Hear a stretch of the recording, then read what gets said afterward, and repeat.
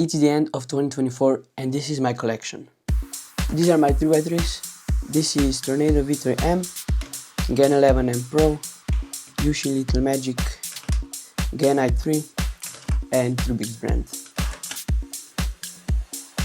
This is my 2x2 and it's the Walk 2M. I have 3 4x4s. This is RS4M, Rubik's brand, and some random 4x4 that I don't know the name of. My Shi 5x5, my Yushin 6x6, Moyo Veilong 7x7,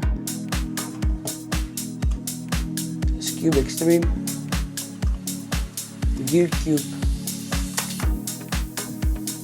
Mirror Cube,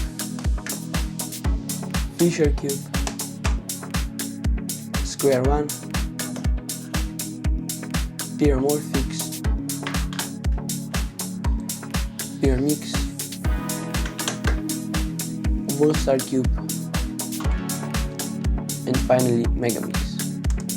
In the end, I have a grand total of 21 cubes, which cost around 300 euros, but I'm not sure.